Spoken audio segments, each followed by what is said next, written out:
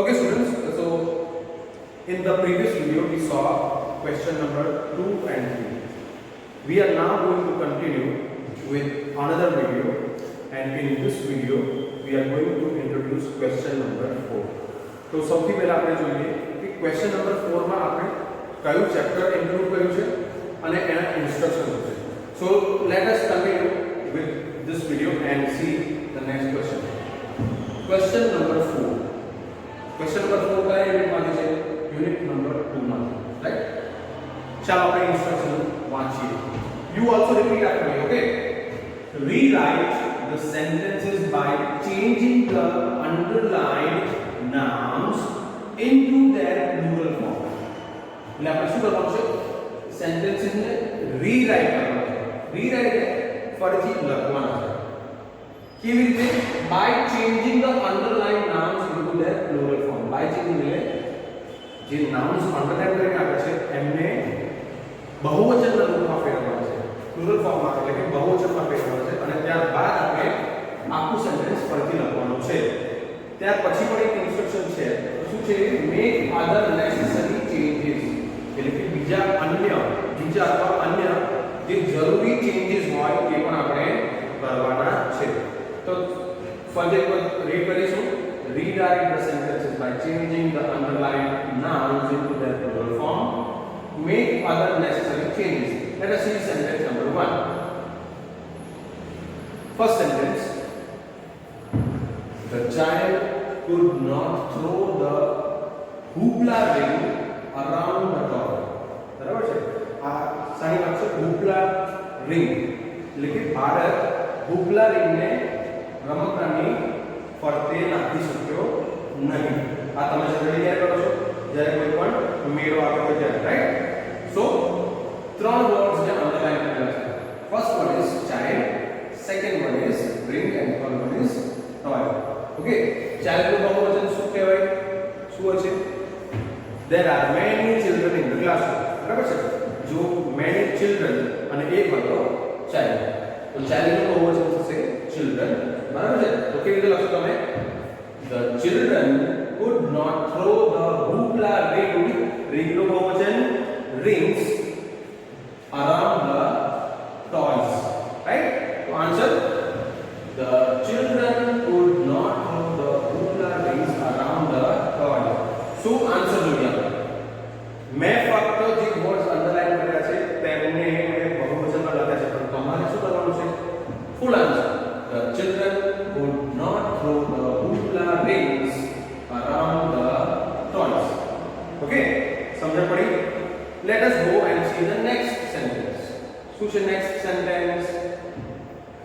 An unripe mango tastes sour. Okay? An unripe mango tastes sour. અહીંયા ઇન્સ્ટ્રક્શનમાં લખ્યું છે એમ make other necessary changes. એટલે કે અન્ય જરૂરી જે બદલાવ કરવાના છે એ પણ કરવાના છે.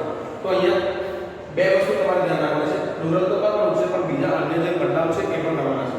તો મેંગો નું બહુવચન થઈ છે મેંગોસ, ત્યાં તમારે શું કરવાનું છે? આગળથી આર્ટિકલ n જે છે એ કાઢી નાખવાનું છે. બરાબર છે? આર્ટિકલ n કાઢી નાખવાનું છે અને મેંગોસ કરવાનું છે અને પછી ટેસ્ટ માંથી s કાઢી નાખવાનું છે. ઓકે, યાદ રાખજો. n નીકળી જશે અને s નીકળી જશે અને અહીંયા શું આવશે? es. તો આન્સર શું થશે? unripe mangoes taste sour. ફરી એકવાર.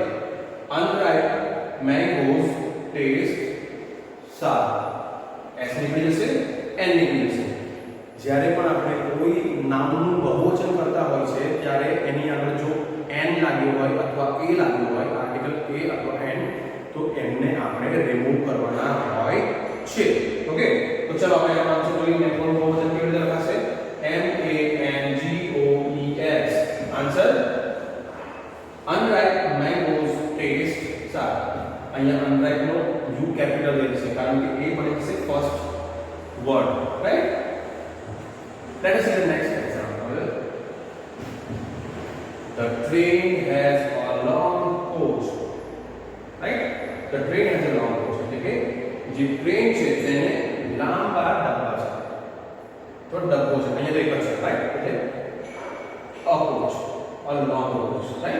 તો અહીંયા મેં તમને કહ્યું કે આર્ટિકલ એ અથવા એન હોય તો નીકળી જશે, તો અહીંયા પણ આર્ટિકલ એ આપ્યું છે તો એને તો કાઢી નાખવાનું છે. ત્યાર પછી બે વર્ડ્સ અંડરલાઈન કર્યા છે, તો એ છે ટ્રેન અને કોચ. હવે જ્યારે ત્રીજો પુરુષ એકવચન હોય તો હેઝ નો યુઝ થાય છે, રાઈટ? ત્રીજો પુરુષ એકવચન, હવે બહુવચન થશે ટ્રેન તો હેઝ ની જગ્યાએ આવશે have. So answer is the trains have long coaches. અહીંયા થઈ ગયો a, અહીંયા થઈ ગયું have અને અહીંયા s લાગ્યો અને અહીંયા es લાગ્યો. ચલો આપણે જોઈએ. તો આન્સર આ રીતે લખશે the trains have h a v e, the trains have long coaches. આ થયો આન્સર. ફરી એક વખત જોઈએ. The trains have a નીકળી છે અને પછી long coaches. આ રીતે તમારે આન્સર લખવાનો છે. યાદ રાખો આર્ટિકલ તમારે રિમૂવ કરી નાખવાનો છે. ઓકે, નેક્સ્ટ સેન્ટેન્સ જોઈશું. શું છે? The coach gave an instruction to the players. અહીંયા એક જ શબ્દને તમારે બહુવચન કરવાનું છે, player, રાઈટ? હવે પ્લેયર નો બહુવચન શું થાય છે? Players, right? અહીંયા કોચ નું બહુવચન કરવાનું નથી, તો સિમ્પલ છે, વાક્ય બેકવર્ડ આવશે અહીંયા સુધી અને પ્લેયર નું થશે પ્લેયર્સ, રાઈટ? તો ચલો આપણે પ્લેયર્સ નું બહુવચન, પ્લેયર નું બહુવચન તો p l a y t r s, players. Sentence નો આન્સર આપણે જોઈએ. The coach gave an instruction to the players. Very easy. Let us go and see the next sentence. Next sentence શું છે? The sun hid behind the cloud. એટલે સૂર્ય વાદળની પાછળ સંતાઈ ગયો. Hid behind the cloud. હવે cloud છે, ક્લાઉડનું બહુવચન શું થશે? ફક્ત s લગાડો એટલે ક્લાઉડ્સ થઈ જશે, રાઈટ? તો ચલો વાંચો. The sun hid behind the clouds. Okay, very simple. અહીંયા પણ સિમ્પલ હતું, અહીંયા પણ સિમ્પલ હતું. તમારે યાદ રાખી શું રાખવાનું હતું આ બંને સેન્ટેન્સમાં? તો જ્યારે પણ બહુવચન કરીએ ત્યારે s અથવા es નીકળી જાય છે, રાઈટ? એટલે s નીકળી જશે. આર્ટિકલ્સ ને પણ આપણે રિમૂવ કરીએ છીએ અને અહીંયા s ની જગ્યાએ થઈ ગયું have. ઓકે, તો આનો આન્સર જોઈએ આપણે. આન્સર કેવી રીતે લખીશું આપણે? The sun hid behind the clouds. Okay, આ રીતે આપણે એનો આન્સર લખીએ. આગળ થોડા સેન્ટેન્સીસ છે એ પણ આપણે જોતા રહીએ. તો નેક્સ્ટ સેન્ટેન્સ છે the mosquito bit the buffalo. Okay, એટલે કે મચ્છર ભેંસને શું કર્યું? કરડ્યું, રાઈટ? બે શબ્દને અંડરલાઈન કરેલી છે, બંને શબ્દોને આપણે બહુવચન કરવાના છે. એટલે બહુવચનમાં ફેરવવા માટે શું કરવાનું છે? લાસ્ટમાં ઓ આવ્યો છે, રાઈટ? તો મેં તમને કહ્યું કે જ્યારે ઓ હોય ત્યારે es લગાવવામાં આવે છે. તો આન્સર શું થશે? The mosquitoes bit the buffaloes. બીજો કોઈ નેસેસરી ચેન્જ અહીંયા કરવાની જરૂર નથી. એટલે આન્સર આ રીતે થશે.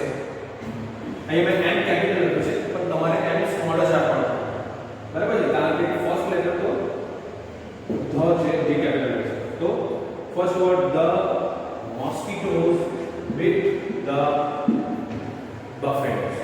ઓકે, ફોર ધ ઉપર m સ્મોલ રાખજો, રાઈટ?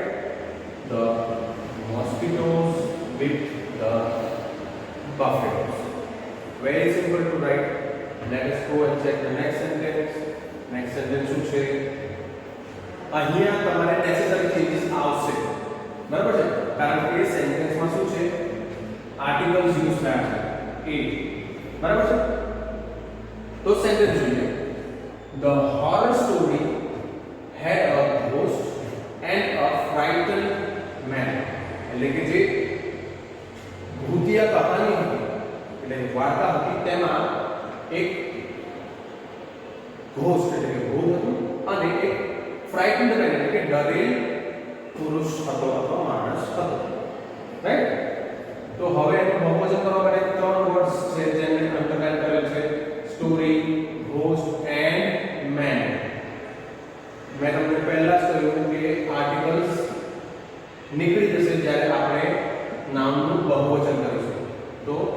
चलो आंसर જોઈએ ધ હોરર સ્ટોરી નું બહુવચન સ્ટોરીઝ મેં તમને કહ્યું y કાઢી અને i e s લગાડવાનો હોય છે ક્યારે જ્યારે y ના પહેલા શું હોય કોન્સોનન્ટ હોય રાઈટ તો સ્ટોરી નું બહુવચન થઈ ગયું stories s t o r i y ની જગ્યાએ i e s stories the horror stories had a ghost बराबर a ghost શું થશે ghosts એ નીકળી જશે and frightened man man નું બહુવચન m a n નથી m a n s નથી રાઈટ m e n છે રાઈટ તો ફરી એક વખત હું આન્સર એ કરીશ the horror stories had ghosts and frightened men okay આ રીતે આન્સર છે નેક્સ્ટ તો નેક્સ્ટ સેન્ટેન્સ શું છે my cousin and I એટલે કે મારો કઝિન મારો મિત્રાઈ અને હું are making a sandwich for breakfast બરાબર છે અહીંયા નેસેસરી ચેન્જીસ માં શું આવશે એ આવ્યો છે ફરીથી એક વખત તો આપણે આર્ટિકલ a ને રિમૂવ કરવાનો છે અને ત્યાર પછી જ આપણે બહુવચનનો રૂપ લખવાનો છે તો ચેક કરીએ my cousin cousin નું બહુવચન શું થશે cousins right બરાબર છે yes આન્સર હશે my cousins and I are making a sandwich માંથી નીકળે છે અને es લાગશે તો my cousins and I are making sandwiches for breakfast એક જ વર્ડ અંડરલાઈન કર્યો છે રાઈટ તો es લગાવી અને એ કરી નાખો ફિનિશ ત્યાં બીજો શબ્દ છે cousins તો cousin માં s લગાડો cousins sandwiches right my cousins and I are making sandwiches for breakfast finish તો આપણે આન્સર જોઈએ cousin નું થયું cousins sandwich નું થયું sandwiches અહીંયાથી એ નીકળી જશે રાઈટ ફરી એક વખત લાસ્ટ ટાઈમ હું આન્સર કરીશ my cousins and I are making sandwiches for breakfast next sentence a bird in the sky can be seen from the ground right ફરીથી એક વખત આર્ટિકલ a અહીંયા નીકાળ્યો તો ત્યાં પણ આવ્યો છે રાઈટ તો શું થશે આર્ટિકલ a ને રિમૂવ કરો b ને કેપિટલ કરો કારણ કે b i r d s birds એ સેન્ટેન્સ નો પહેલો શબ્દ થયેલો છે અને સેન્ટેન્સ માં પહેલા શબ્દનો પહેલો અક્ષર કેપિટલ એટલે કે birds in the sky can be seen from the ground right birds in the sky can be seen from the ground આ રીતે તમારે આન્સર લખવાનો છે યાદ રાખો b કેપિટલ થશે બરાબર છે birds in the sky can be seen from the ground with b capital next તો નેક્સ્ટ સેન્ટેન્સ શું છે તમે પણ રીડ કરજો right the teacher was happy to see the student score good marks teacher અને સ્ટુડન્ટ આ બંનેને આપણે શું કરવાનું છે બહુવચનમાં લખવાનું છે તો આ રીતે આન્સર લખીએ the teachers was ની જગ્યાએ શું થશે બહુવચન થયું એક વચન હોય તો was અને બહુવચન હોય તો w e r e were the teachers were happy to see the students s t u d e n t s students score good marks changes કેટલા છે ટીચર નો ટીચર્સ was નું were student નું students અને sentence માં બીજો કોઈ change છે નહીં તો ચલો આપણે બહુવચનના રૂપમાં જોઈએ ટીચર નું teachers t a c h e r s student નું s t u d e n t s students અને was નું were ઓકે તો અહીંયા આપણે જોયું કે આપણે બહુવચનના રૂપ કેવી રીતે લખવાના છે અને સેન્ટેન્સમાં જે નેસેસરી ચેન્જીસ છે એટલે કે જરૂરી જે બદલાવ છે એ કેવી રીતે કરવાના છે ઓકે તો હવે આપણે આગળ વધીશું ઓકે સ્ટુડન્ટ્સ તો હવે આપણે આગળ વધીએ રાઈટ તમને મેં ક્વેશ્ચન 3 4 પણ સમજાવી દીધા છે ની વાત છે જે લાસ્ટ ક્વેશ્ચન છે રાઈટ તો સૌથી પહેલા આપણે જોઈએ ઇન્સ્ટ્રક્શન શું છે ક્વેશ્ચન 5 નું તો ક્વેશ્ચન 5 કહે છે rewrite the sentences after changing the gender of the highlighted words unit is number 3 right rewrite the sentences વાક્યોને ફરીથી લખો after changing the gender of the highlighted words એટલે કે highlighted જે words છે જે words ને આપણે ખાસ કરીને ફોકસ કરવામાં આવે છે એટલે કે સેન્ટેન્સમાં શું કર્યું છે તેમને ઘાટા કર્યા છે બોલ્ડ તમે કોમ્પ્યુટરની લેંગ્વેજમાં કહો બોલ્ડ રાઈટ તો આપણે બોલ્ડ કર્યા છે તો તમારે એ જે વર્ડ છે એની શું કરવાનું છે જેન્ડરને ચેન્જ કરવાનું છે અને ફરીથી આખું વાક્ય લખવાનું છે તો આપેલા વાક્યને ફરીથી લખો ત્યારે જેન્ડર ચેન્જ કર્યા પછી તો જેન્ડર ચેન્જ કરવાનું છે અને પછી તમારે ફરીથી એ વાક્ય લખવાના છે યુનિટ નંબર 3 અને હવે આપણે જોઈએ સેન્ટેન્સ નંબર 1 રાઈટ આમાં પણ થોડા નેસેસરી ચેન્જીસ જે થશે તે કરવાના રહેશે ફર્સ્ટ સેન્ટેન્સ છે my uncle gave my cousin a toy king uncle નું ઓપોઝિટ એટલે કે જેન્ડર ચેન્જ કરીએ તો આ મેસ્ક્યુલિન છે બંને ફેમિનાઇન જેન્ડર શું આવશે તમારા અંકલ છે તો તમે અંકલ હોય તો એમના વાઇફને શું કહેશો સિસ્ટર નો રાઈટ વી સે aunt or auntie and king તો very obvious queen right તો ચલો આન્સર જોઈએ my aunt gave my cousin a toy queen બરાબર ફરી એક વખત my aunt gave my cousin a toy queen તમારે આ બંને શબ્દો જ્યારે આન્સર લખો ત્યારે રિમૂવ કરી અને આ બંને શબ્દોથી તમારે રિપ્લેસ કરવાના રહેશે સમજણ પડી very let S see the next sentence શું છે સેન્ટેન્સ વાંચો the eldest son because જે સૌથી મોટો છોકરો પુત્ર invited a few boys to the party જે સૌથી મોટો છોકરો હતો પુત્ર હતો તેણે થોડા છોકરાઓને પાર્ટીમાં આમંત્રણ આપ્યું બરાબર પાર્ટીમાં આવવાનું આમંત્રણ આપ્યું તો અહીંયા પણ બીજા કોઈ ચેન્જીસ છે નહીં ફક્ત સનની જગ્યાએ તમારે જો પુત્ર હોય તો સન તો પુત્રી હોય તો વેરી ઓબ્વિયસ ડોટર અને બોયઝની જગ્યાએ ગર્લ્સ ડોટરનો સ્પેલિંગ આપણે જોઈશું SON સન DAUGHTER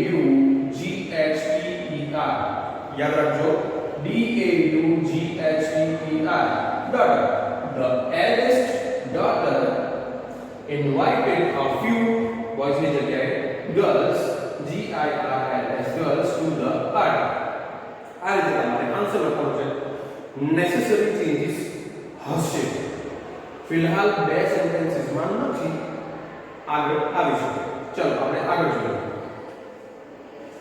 હવે ચેન્જ આવશે બરાબર છે જેમ કે આપણે જેન્ડર ચેન્જ કરવાનું છે right her sister and her niece મેં તમને કહ્યું રાઈટ પ્રીવિયસ એક્સરસાઇઝમાં nephew અને niece રાઈટ niece એટલે ભત્રીજી અથવા ભાણી રાઈટ તો ફરીથી એક વાત her sister and her niece are ready for a game of tennis એટલે કે તેની બહેન અને તેની પિતરાઈ બહેન શાના માટે રેડી છે ટેનિસની ગેમ ટેનિસની રમત માટે તૈયાર છે હવે સિસ્ટરનું બહુવચન સોરી સિસ્ટરનું બહુવચન નહીં સિસ્ટરની જેન્ડર ચેન્જ કરીએ તો મેસ્ક્યુલિન જેન્ડર શું થશે બ્રધર નીસ નું થશે નેફ્યુ હર કોની માટે વપરાય છે તો જ્યારે સ્ત્રી હોય ત્યારે બરાબર છે હર બે જગ્યાએ યુઝ થયું છે તો હર નું શું થશે his right so his brother sister is their brother and his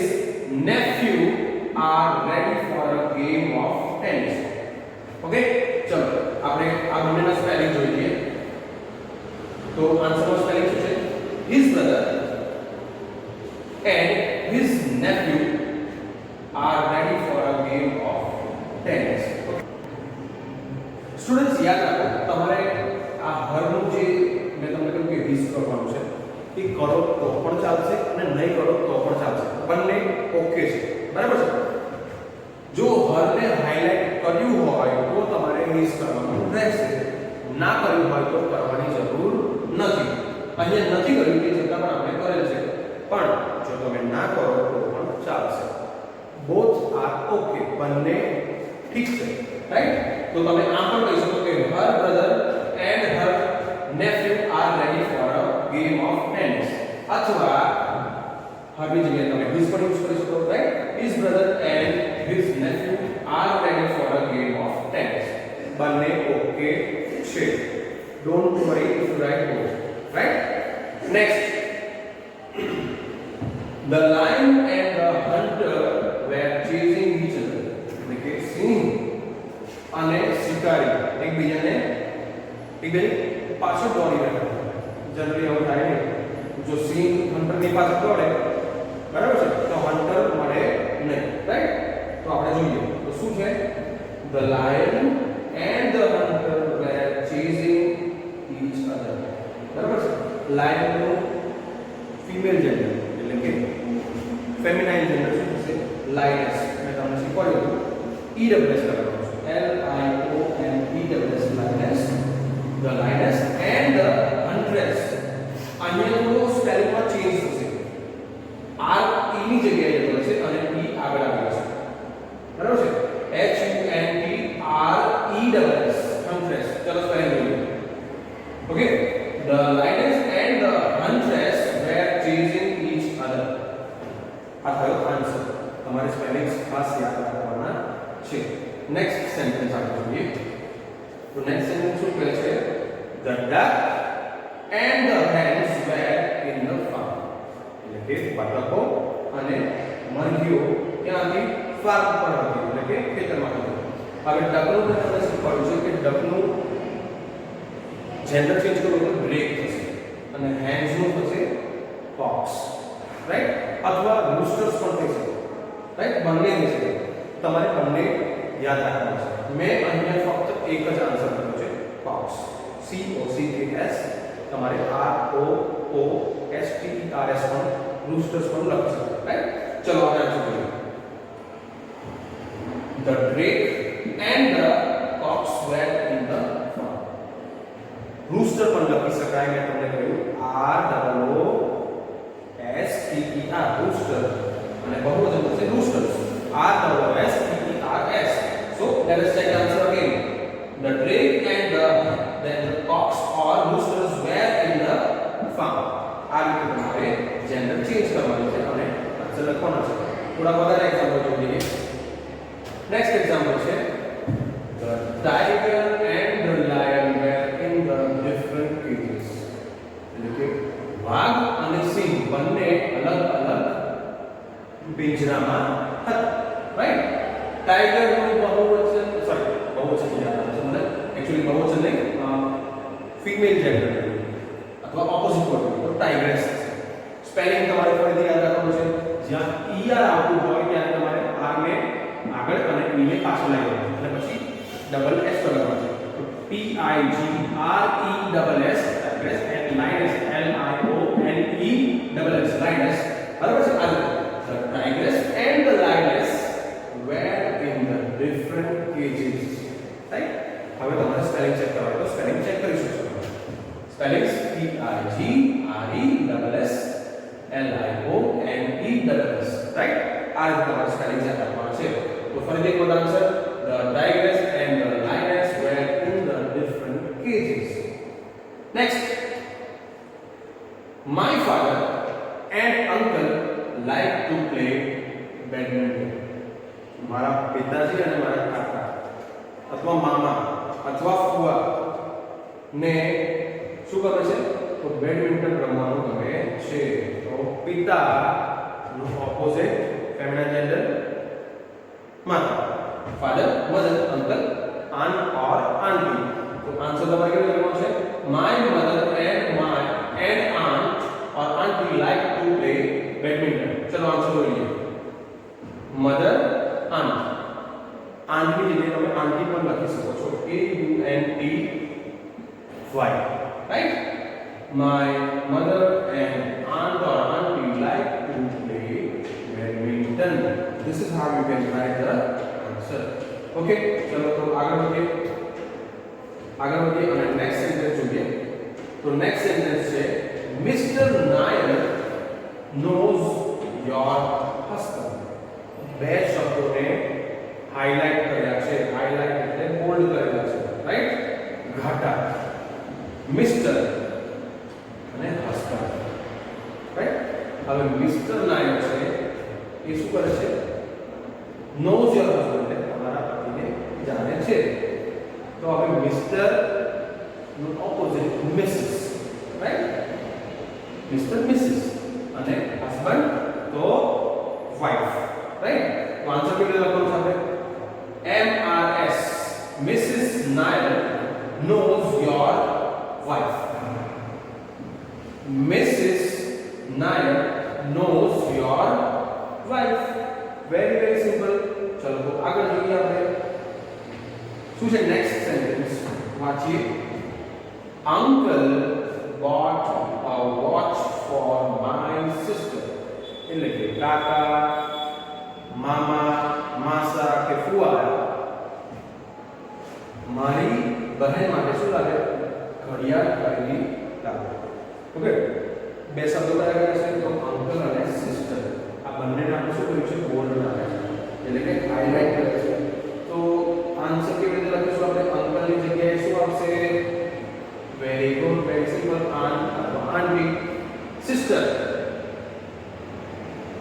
એનો ઓપોઝિટ એટલે કે ફેમિનાઇન જેન્ડર છે બ્રધર. સોરી, મેસ્ક્યુલિન જેન્ડર છે brother. Okay, so answer aunt એક કેપિટલ રહેશે. aunt bought a watch for my brother. ફરીથી aunt નો એક capital અને પછી આન્સર સ્ટાર્ટ કરો. aunt bought a watch for my brother. આ થયો આન્સર. ચાલો તો નેક્સ્ટ સેન્ટેન્સ જોઈએ. આ નેક્સ્ટ સેન્ટેન્સ જે છે એ લાસ્ટ સેન્ટેન્સ છે. Okay, she is my aunt. તેણી મારી કાકી, માસી, ફોઈ કે મામી છે. બરાબર? she is my aunt. તેણી મારી કાકી, માસી, ફોઈ કે મામી છે. હવે aunt નો ઓપોઝિટ શું થયું છે? તો અહીંયા આપણે જોયું અંકલ. she એટલે એ સ્ત્રી માટે વપરાય છે. બરાબર છે? પુરુષ હોય તો he. રાઈટ? તો આપણે શું કરવાનું છે? he is my uncle. he is my uncle. એવી રીતે આપણે જવાબ લખવાનો છે. તો આપણે અહીંયા આ વિડિયોનો અંત આવે છે. શું કરીશું? આ દરેક વિડિયોને તમારે ધ્યાનથી જોવાના છે. રાઈટ? મેં તમને સૌથી પહેલા સિલેબસ સમજાવ્યો. બરાબર છે? કયા કયા યુનિટ્સમાંથી પૂછ્યું છે. ત્યારબાદ આપણે જોયું કે કેટલા પ્રશ્નો છે, એટલે કે પેપર સ્ટાઇલ અને દરેક પ્રશ્ન કયા યુનિટમાંથી પૂછાયો છે અને કેટલા માર્ક્સ ધરાવે છે એ જોયું. ત્યાર પછી આપણે દરેક ઇન્સ્ટ્રક્શન્સને સમજ્યા અને તેને માટે મેં 10 એક્ઝામ્પલ્સ તમને આપ્યા. બરાબર છે? અને એ એક્ઝામ્પલ્સના મેં તમને આન્સર્સ પણ સમજાવ્યા છે. હવે જો તમે આ વિડિયોને એકદમ ધ્યાનથી જોયો હશે તો તમારી માટે આ યુનિટ ટેસ્ટ બહુ ઈઝી રહેશે. તો આ વિડિયોને હવે હું એન્ડ કરીશ અને ફરી તમને કહું છું best of luck and write your paper well. Thank you very much.